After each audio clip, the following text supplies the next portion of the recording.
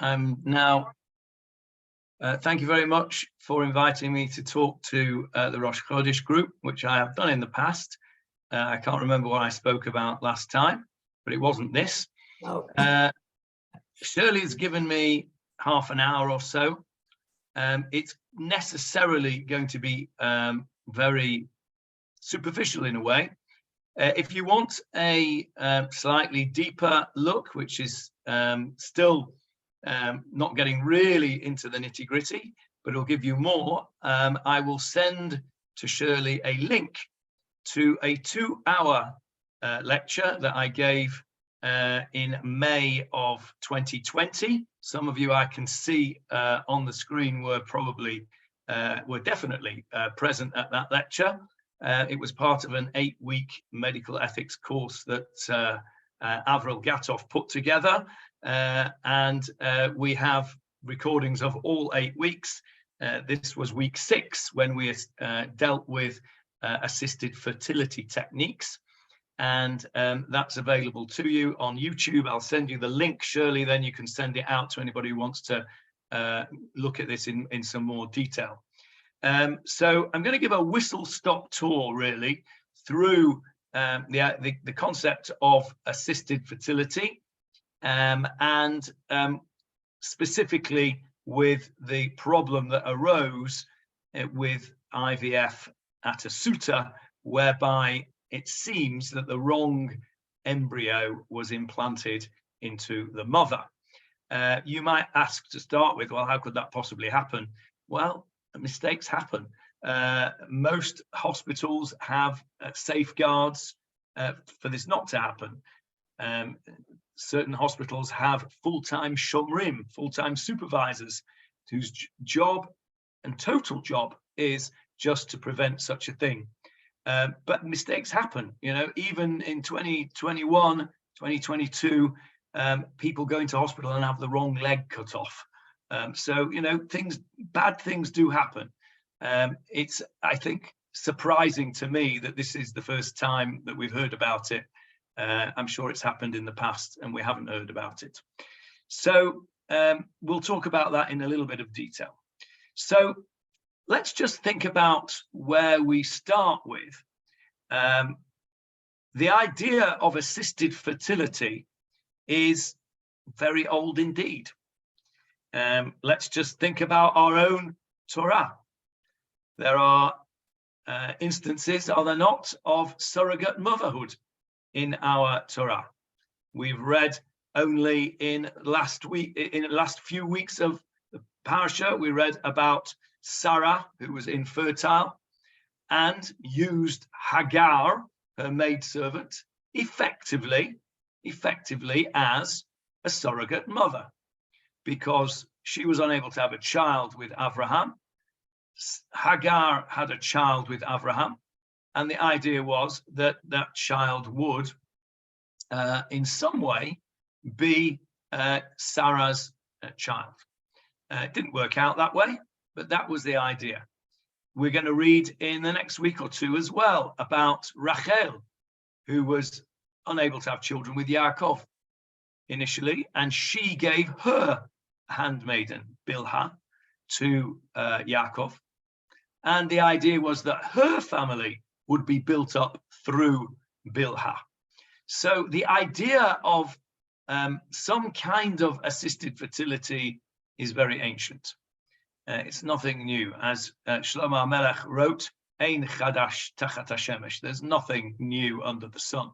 The only thing that's new is the way we achieve these things. So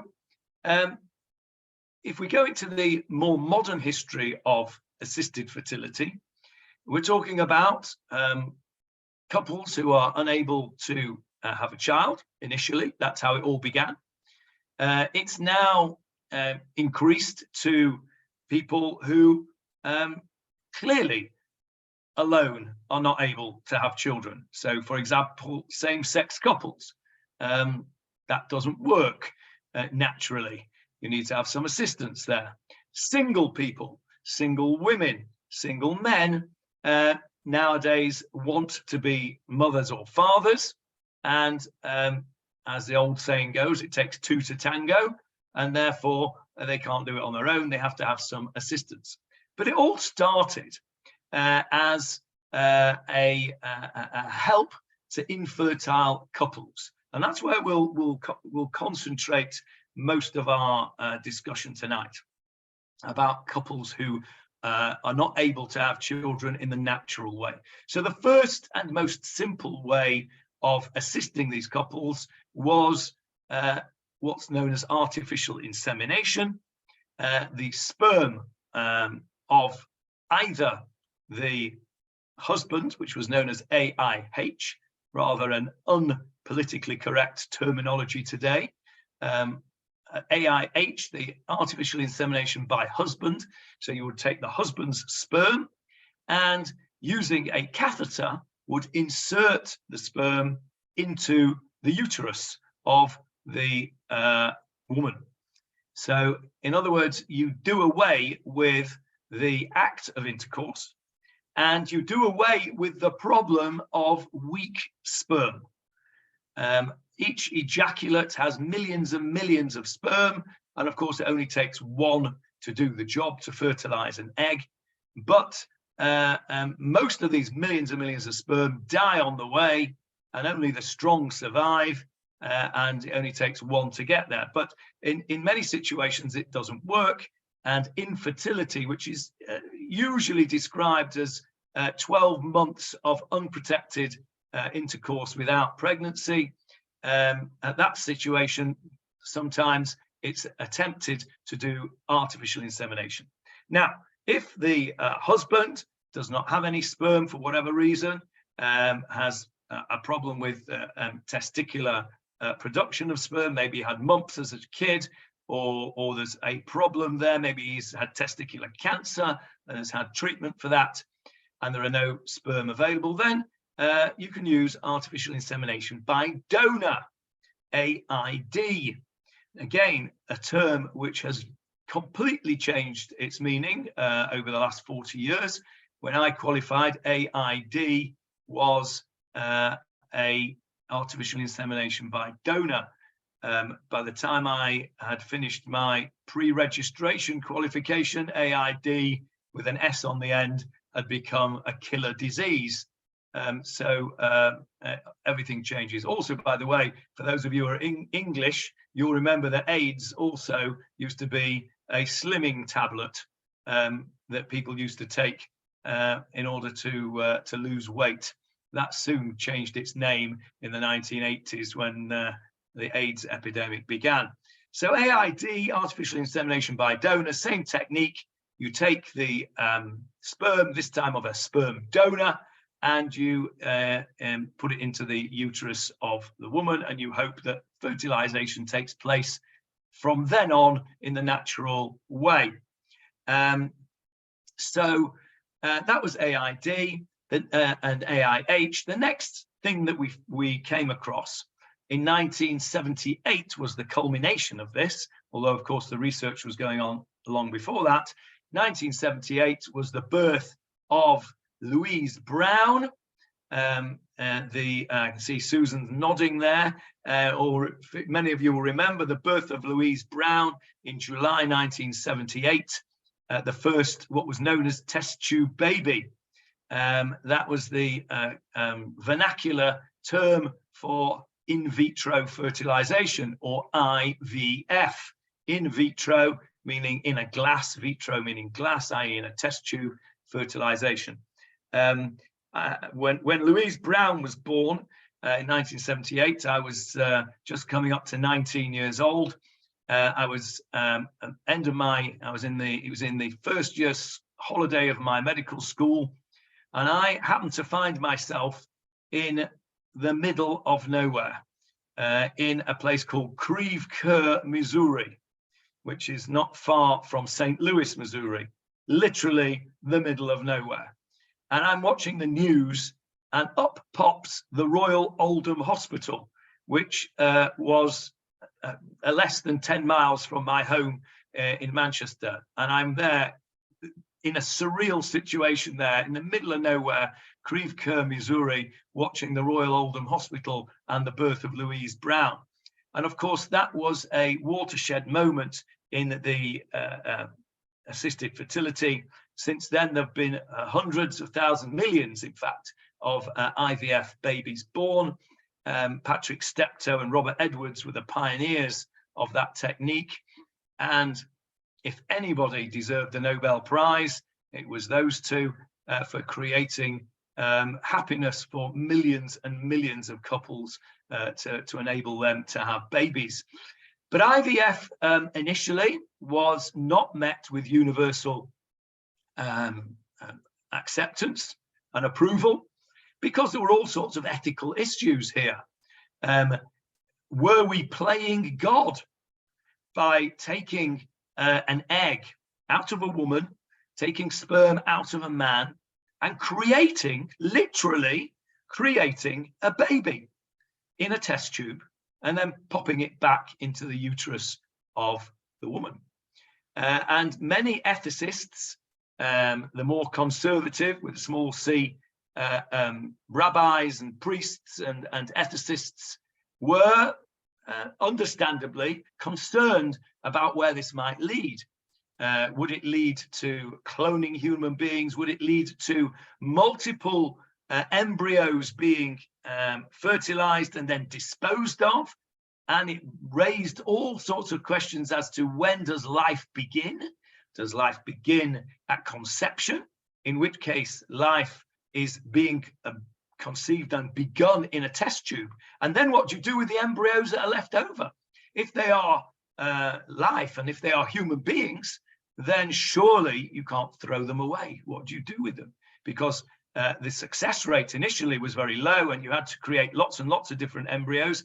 And usually you would implant 3 or 4 at a time and hope that one of them might take, as it were. Success rates today, of course, are much higher. But there were very serious and significant ethical questions that needed to be answered, and are still debated to this day. What are we? 1978 is what, 50 years on, nearly? Yeah, I think 40 odd years on from when we first started, and these things are still being debated. The Catholic Church was very, very anti the idea of IVF, because they believe that conception starts life. Life begins with conception, and then you've got a real problem with your surplus embryos. The Jewish view was mixed.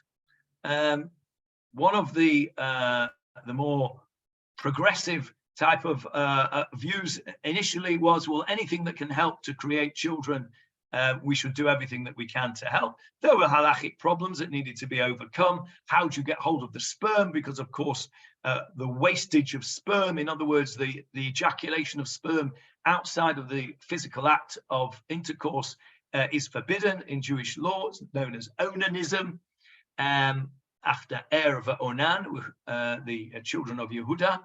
And that's been a thorny problem all the way through this story. There are still, to this day, some very conservative rabbis in the Haredi world who forbid IVF on the grounds of procurement of sperm being problematic. Over the decades, however, attitudes have softened and changed, and many, if not most, of the poskim today don't see that as a problem, as long as it's done in, there are certain ways that it should be done. We don't need to go into that right now. If you're interested, you can watch the full unexpurgated version and see what those precautions are.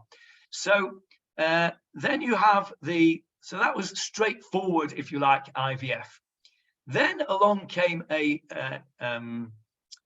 refinement of that technique called ICSI, ICSI, intracellular sperm inoculation. So instead of taking one egg and a bunch of sperm and putting them in a test tube and seeing what happens, ICSI took one sperm and a tiny, tiny microscopic pipette and punctured the egg and inserted the one sperm into the egg. It was a refinement of the technique of IVF, and it was increased increased success rates.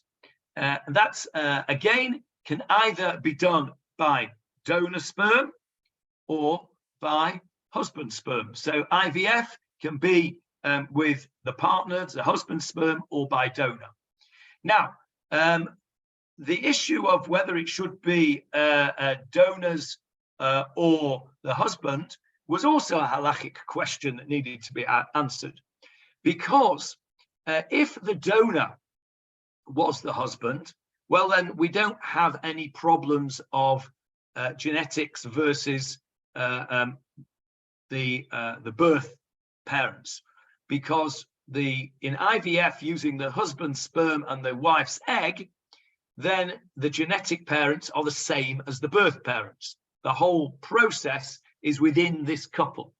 But if the husband is infertile and a donor sperm is used, or if the woman is infertile and a donor egg is used, then you start to have a bit of blurring of the margins here.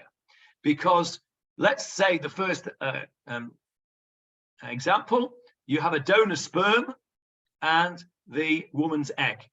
So woman A is married to man B, and she becomes pregnant through her egg and the sperm of man C. So the first question is this child a mamzer? Is this child a mamzer? A mamzer is a child who is born from a forbidden relationship. Now, woman A is married to man B, and she becomes pregnant through the sperm of man C. The first question is, does that constitute a relationship? Does that constitute an illegal relationship? And there were initially, at least, some rabbis who said, well, we can't be sure about this because genetically this child's a mamzer, because it has the genetic material of another man when she's married to the first man. Rabbi Moshe Tendler, who was a pioneer in the field of medical ethics, the son-in-law of Reb Moshe Feinstein, who many of you may have heard of, the foremost posek of the last generation, foremost American posek at least, of the middle to late 20th century. Reb Moshe Tendler famously said that you cannot commit adultery at the end of a hypodermic needle. And so therefore, this idea of this child being a mamzer was out of the window, according to Rabbi Tendler. It was not adultery. It was not a forbidden relationship, because in order for it to be a forbidden relationship, there has to be the physical act of intercourse. And of course, with IVF, that doesn't occur. And so the child was not a mamzer. And that is the prevailing halachic view. There are dissenters, of course, there's always dissenters. There's always somebody that wants to be frummer than the next one and wants to forbid things. But the prevailing halachic view today is that IVF is not considered to be a problem in terms of mamzerut. Now, so let's put that one aside. Now, you have another problem with IVF from a donor. Who is the father? Who is the father? Now, you'll say to me, what does that matter? Who's the father? Well, it matters a lot.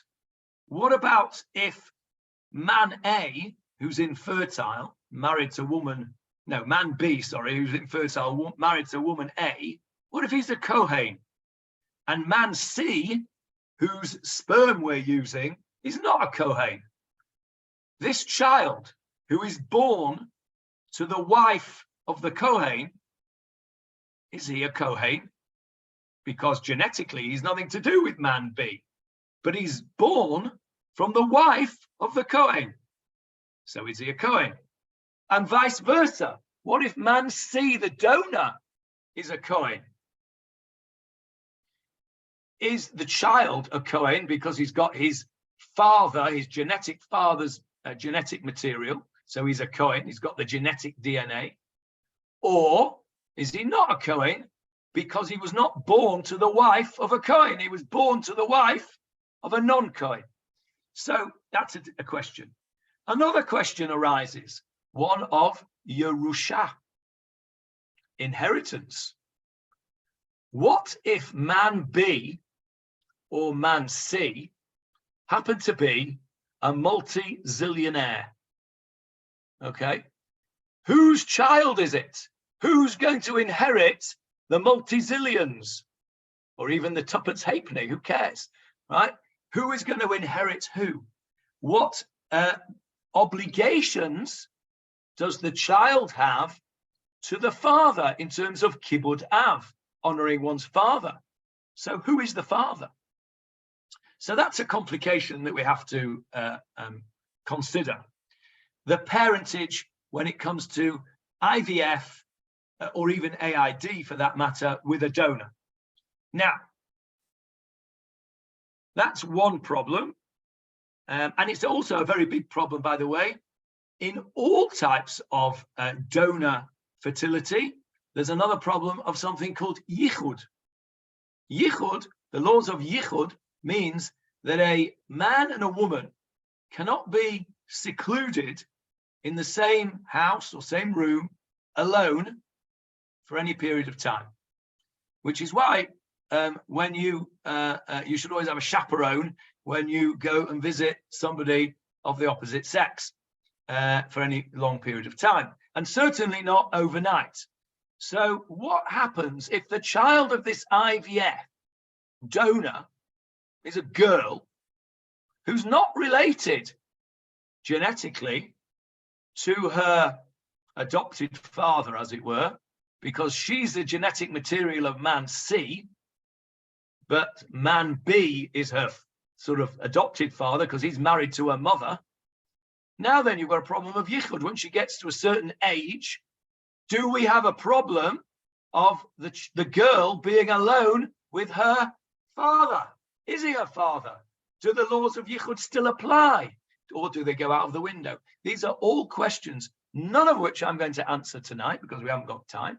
I'm only tonight going to raise questions. By the way, that reminds me, if anybody has ever learned the Al-Shich HaKadosh, the Al-Shich was a commentator from, I think, about 17th century. I may be wrong there, maybe a bit earlier. Anyway, Moshe Al-Shich, he was a commentator on the Torah. And his technique was not to ask a question and then give an answer. His technique on every parsha in the Sedra was to give about 100 questions, all one after the other, and then all the answers. The problem was that when people learned the Al-Shich on a Shabbat afternoon after their cholent, they got through the questions and fell asleep before the answers. So they never got any of the answers, they only got the questions. And it was said that the Al-Shich had made more people apikorsim than anybody else because he'd only ever asked questions and nobody ever got to the answers because they came later. So this may be a case of the Al-Shich here tonight, because I'll try and answer one or two questions at the end, but it's a very complicated and deep subject. Tonight, I just want to raise answers. Those of you who are interested to know more about this, we can you can look at the lecture that we did from a couple of years ago, and if there's enough interest, Avril will put together another course just on assisted fertility at a later date. So far we've done artificial insemination, we've done IVF from donor sperm and husband sperm. Now, when we come to donor eggs, we've got an extra problem, haven't we? Because the Jewish status of a child goes through the matrilineal line, which is just a fancy way of saying through your mother. Okay, the child of a Jewish mother is Jewish. The child of a non-Jewish mother is not Jewish unless they convert. Now, you take woman A, who is married to man B, and they are both Jewish.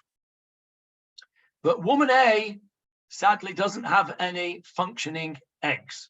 Her ovaries don't work. She's had a premature menopause, whatever. She's had to have them removed for whatever reason. So she has egg donation. Woman C comes along and says, I will donate my eggs to this couple.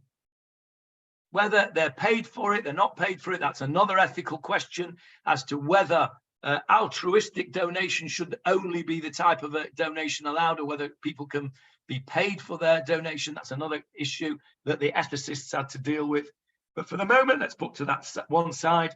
Woman C, a non-Jewish lady, says, I will donate my eggs to this couple. They take an egg from woman C, a genetically non-Jewish egg. They mix it with the sperm of man B, who's a Jewish man, and it fertilizes, and they implant it into woman A, who's Jewish. She then carries the baby for 8.5 months and gives birth to this child. The child is born out of the womb of a Jewish mother, but it has non-Jewish genetic material, half Jewish genetic material because the father's Jewish, and half non-Jewish genetic material because the genetic mother is not Jewish. So, is this child Jewish or not Jewish? Because born from a Jewish mother, but it doesn't have any genetic Jewish material. So that's a big question, and that is still being debated today. Because the bottom line is, who is the mother? Who is the mother of this child? And this starts to impinge now, doesn't it, on our case of the IVF mistake, which we will come to shortly. So we now have a child born from a Jewish mother with non-Jewish genetic material.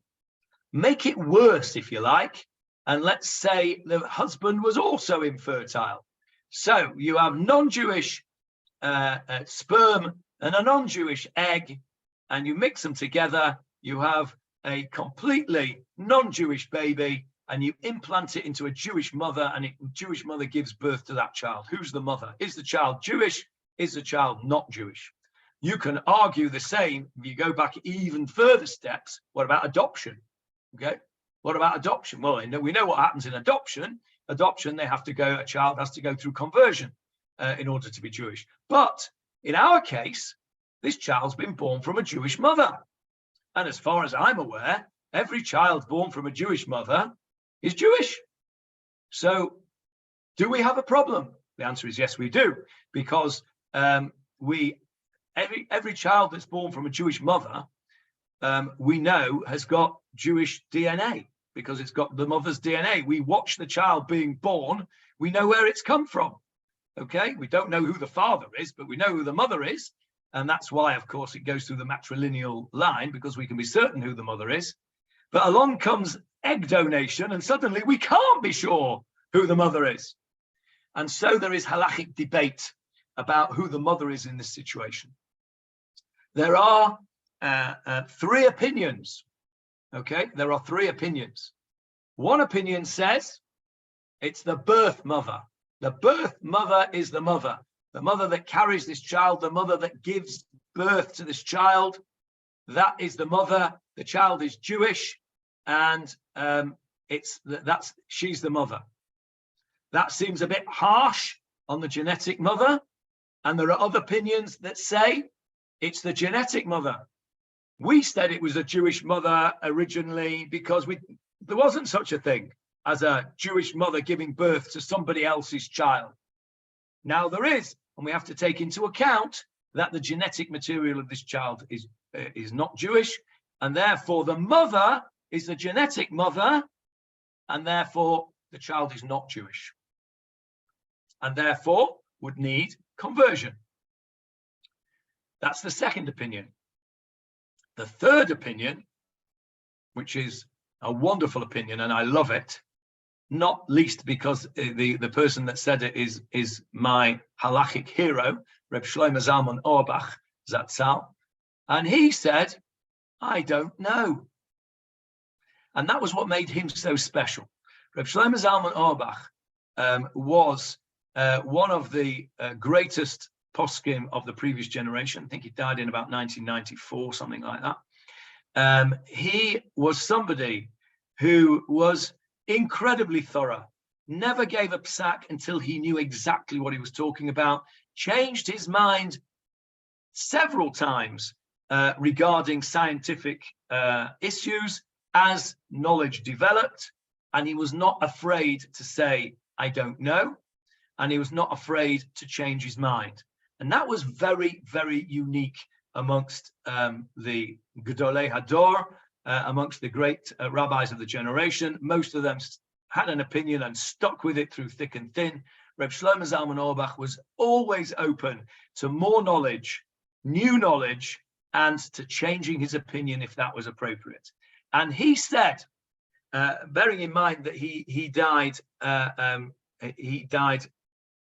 the beginning of the assisted fertility scenario.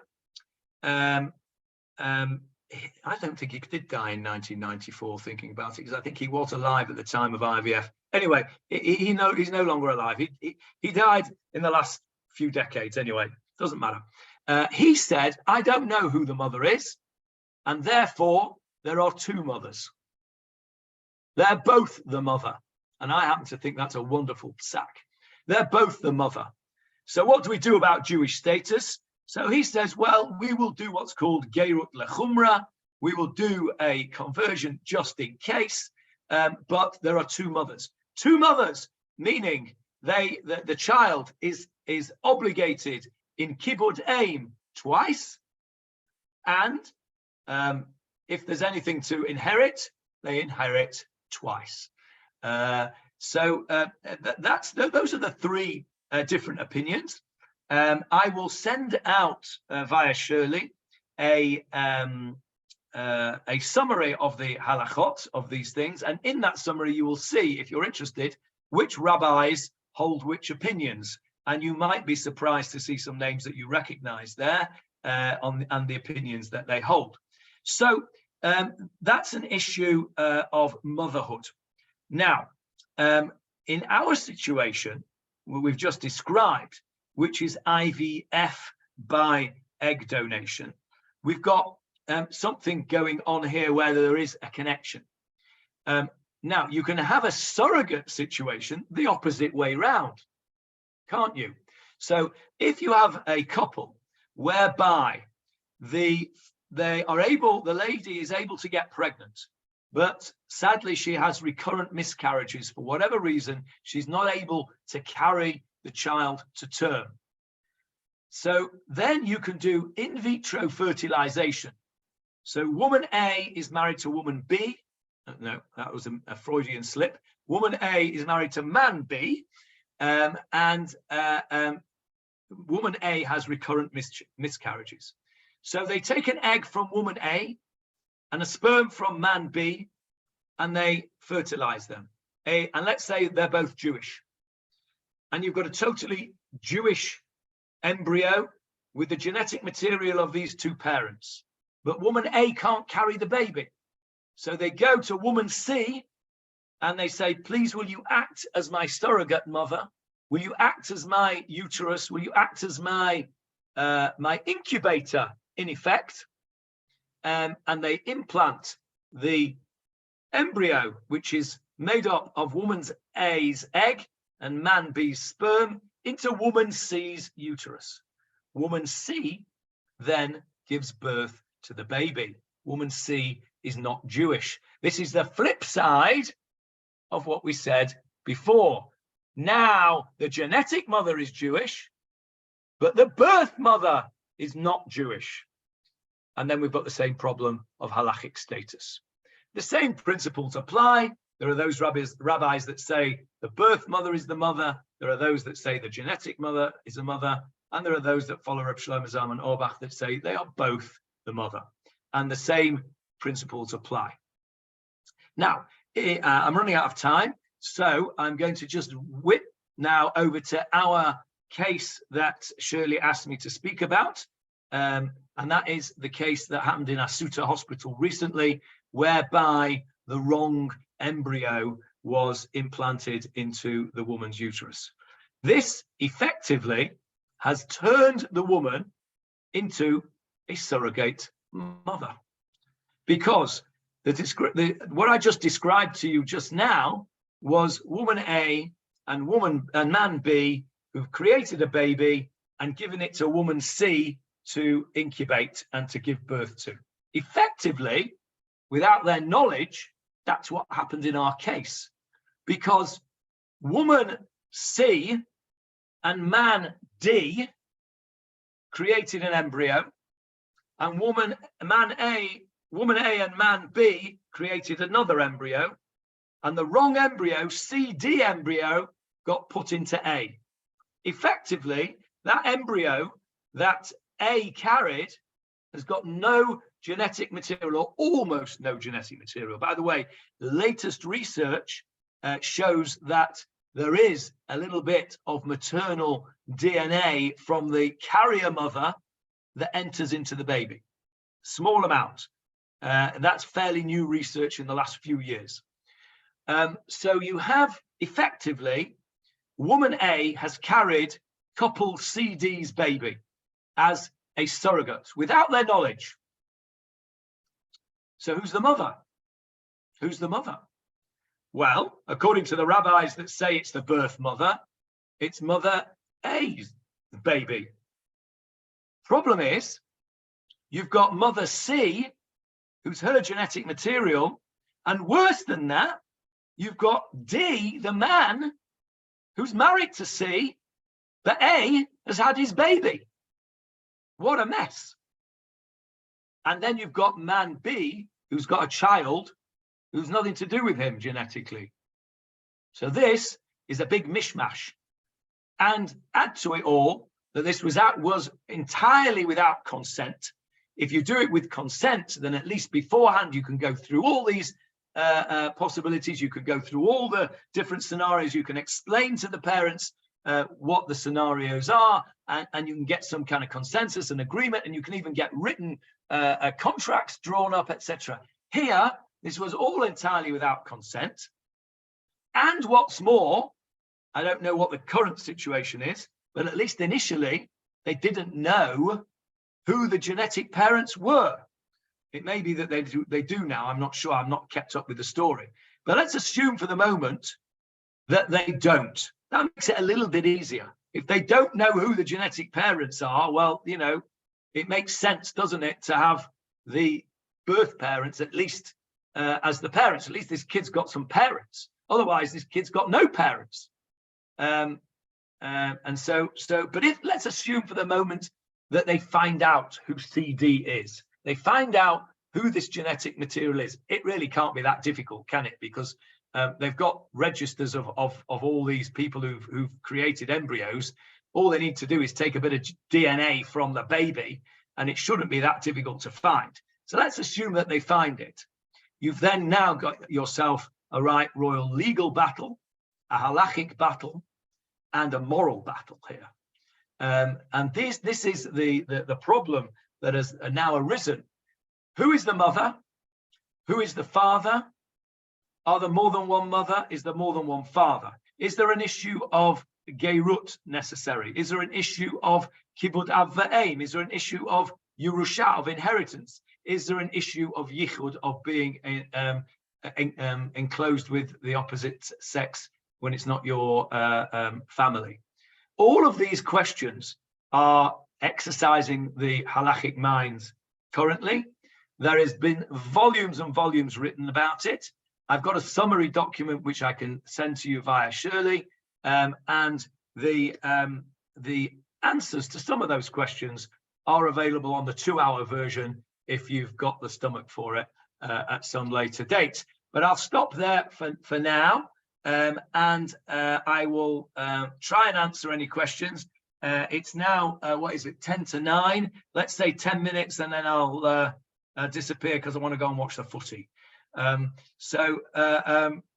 Anybody that's got a question, either stick your hand up so I can see it, or press the icon. Okay, Ruth, I can see you've got your hand up. Unmute yourself, Ruth, please, and then tell us your question.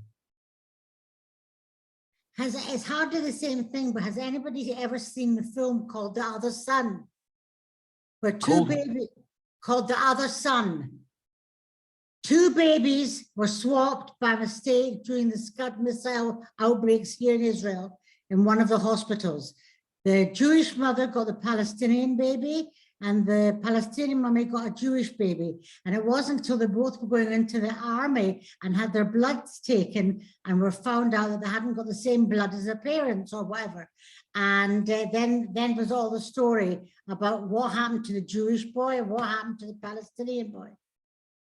Fascinating. I'd heard about that, but I haven't seen it. It's actually a film, is it? Yes, it's a proper film. Okay, well, I think that's definitely going to be worth watching. Thank you for that, Ruth. Yeah. Johnny, as of yesterday, they still have not found the parents of that baby that was born. Thank you for that. I'm sure it won't be long before they do. It really can't be that difficult because they must have registers somewhere. I suspect they're not trying very hard for obvious reasons. Any other questions? Johnny? Yes, Susan. Yes. Is there not also a worry about siblings and the possibility that there could be unknown siblings marrying in the future? Okay, thank you for reminding me of that. Yes, that was one of the original worries of the rabbis, much more of the rabbis than the secular ethicists, with artificial insemination by donor. It was a worry that by artificial insemination by donor, there was a possibility, for example, in the olden days, where did they get all this sperm from for artificial insemination by donor? Do you know where most of the donations came from? Anybody know?